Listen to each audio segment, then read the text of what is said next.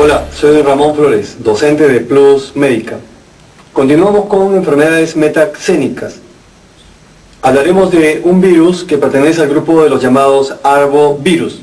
¿Qué son los arbovirus? Son los que se transmiten al hombre a través de picaduras de vectores artrópodos hematógenos, que pueden ser zancudos, mosquitos e inclusive garrapatas, todos estos infectados. ¿Cómo ingresa al huésped? El virus va a ingresar al huésped a través de la picadura del vector, que puede ser el mosquito o el zancudo, que va en sus glándulas salivales. Ahí va a estar presente la forma infectante del virus, y al momento de picar a la persona, inocula también el virus.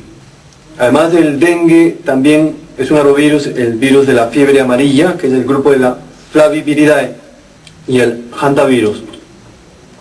Esta foto es muy especial porque son caminos muy difíciles que hay en nuestra serranía.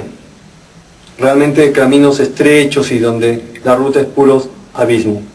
Lo mejor entonces es solamente conocer este tipo de ruta solamente por foto. Y para eso hay que prepararse bien y seguir siempre con entusiasmo y con alegría nuestros repasos.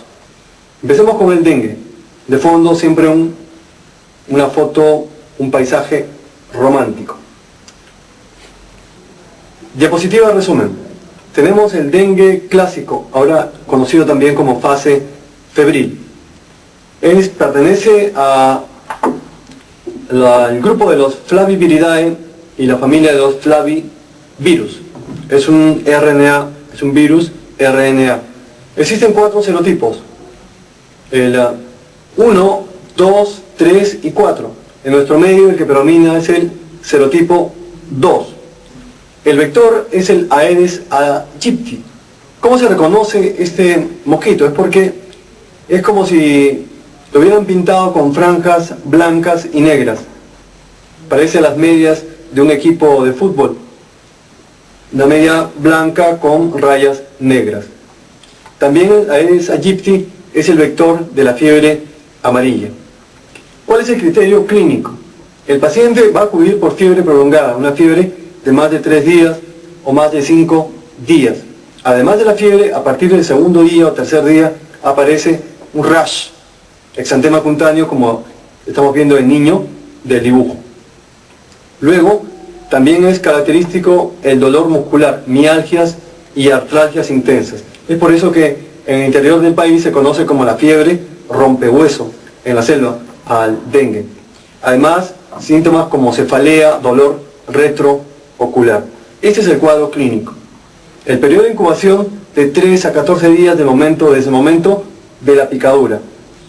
Y marco, en este caso, el periodo de incubación remarco porque también me están preguntando sobre el periodo de incubación. Es un poquito de maldad, pero hay que entrenar la memoria y recordar que más o menos, esto es una pregunta, por ejemplo, del residentado médico. 2 semanas es el periodo de incubación del dengue. Una persona que viene por los síntomas mencionados, que parece un cuadro, un proceso infeccioso general, y está procediendo en la selva, debemos plantear como diagnóstico dengue clásico. Pero no solamente de la selva, porque el dengue ya ha llegado hasta Piura. Tenemos ya dengue en Piura. Zonas endémicas constituyen la selva, Huánuco y también Piura. Pedimos nuestro plan de trabajo. En el hemograma encontraremos, como en todo virus, leucopenia y incremento de los linfocitos.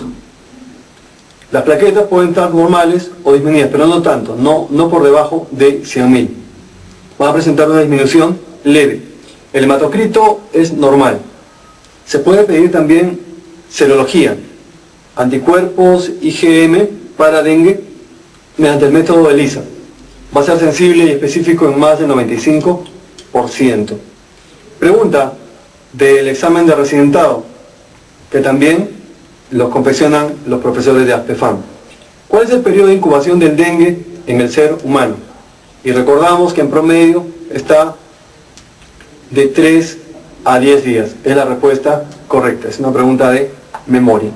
Las zonas donde el mapa epidemiológico para dengue, la selva, parte de Cajamarca y de Piura. El dengue clásico, o conocido como fase febril, ¿puede producir también sangrado? Y la respuesta es sí. Puede haber sangrado subconjuntival, como están viendo en la foto, equimosis, petequias múltiples en el tórax, en el abdomen. Entonces, ¿qué quiere decir? Que si el paciente con dengue clásico tiene sangrado, no significa que sea dengue hemorrágico. ¿Qué hay que hacer cuando sospechamos en dengue hemorrágico? Que se conoce ahora como fase crítica. Una prueba preliminar puede ser la prueba del torniquete. ¿Qué hacemos? Colocamos el manguito del tensiómetro e insuflamos hasta alcanzar la presión arterial media. La presión arterial media, que es igual a 2 veces diastólica más una sistólica entre 3. Y esperamos 5 minutos. Luego sacamos el manguito y vemos, buscamos en la zona del pliegue del codo. Si encontramos 10 o más petequias en un área de 5 centímetros, puede ser torniquete positivo y puede tratarse de dengue hemorrágico.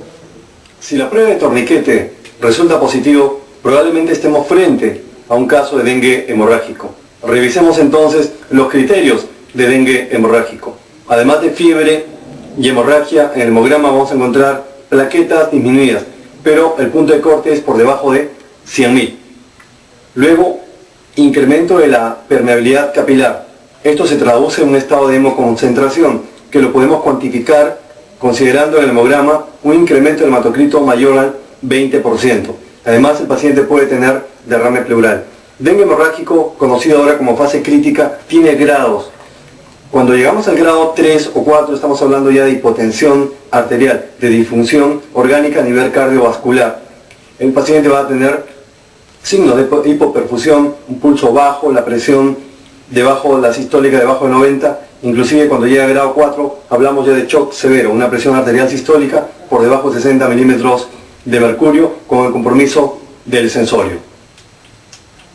Vamos a preguntas sobre dengue tomada de otra fuente. El diagnóstico de dengue hemorrágico está asociado a, lo que me había olvidado anteriormente, una condición necesaria para que el paciente tenga dengue hemorrágico es haber tenido dengue clásico. La exposición previa a cualquier de los serotipos de dengue, puede ser el 1, el 2, el 3, el 4, condiciona al paciente que sea más susceptible a tener esta forma más agresiva, que es el dengue hemorrágico. Alternativa, trombocitopenia, pero no dicen el punto de corte. El punto de corte debe ser menos de 100.000. B, choque hipovolémico con hemoconcentración. En realidad estamos hablando de grado 3 o 4 de dengue hemorrágico.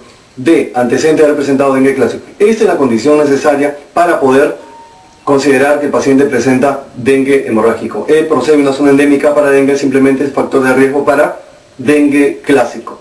La siguiente pregunta es también tomada de otra fuente. La fiebre hemorrágica por virus del dengue está asociada a mayor virulencia de unas cepas que otras. B, infección previa por otra cepa del mismo virus. Y también aquí la respuesta es la misma. Es una pregunta que incluso ha venido en ENAM, que se repite de diferentes fuentes en la condición necesaria de infección previa por otra cepa del mismo virus. ¿Existe la vacuna contra el dengue? Todavía no, está en fase experimental. Cuando una persona tiene dengue de un determinado serotipo, al principio, la primera, segunda semana, tiene protección contra los demás serotipos, pero después pierde la protección. La inmunidad permanente es solamente para un determinado serotipo. Por lo tanto, se hace énfasis en este momento en la lucha para prevenir la transmisión de esta enfermedad. Y el kit de la prevención es quitarle el sustrato al mosquito para que pueda reproducirse, que es el agua que está al aire libre. La lucha entonces contra la proliferación del mosquito es el método disponible actual para combatirla. Terminamos esta parte de este tema con preguntas sobre prevención. Es una pregunta de ENAM. En zonas endémicas, el rejoco de inservibles y búsqueda activa en aguas estancadas, sean botellas, tanques, se realiza para detectar la presencia del vector D. Aquí tenemos dos posibilidades de los mosquitos que necesitan agua para poder reproducirse, para dejar sus huevecillos que se van a convertir en larvas en el agua. Dos posibilidades, la alternativa A, Plasmodium vivax, y la alternativa B, virus del dengue. Luego, las otras posibilidades no no se correlacionan con la pregunta, con el enunciado que estamos formulando. En cuanto a si hay que decidir cuál es más característico, cuál más depende del agua estancada para poder reproducirse, en cuanto estamos hablando de los vectores, si es Plasmodium vivax o si es virus del dengue, la respuesta es indudablemente virus del dengue. Así hemos terminado el repaso de dengue.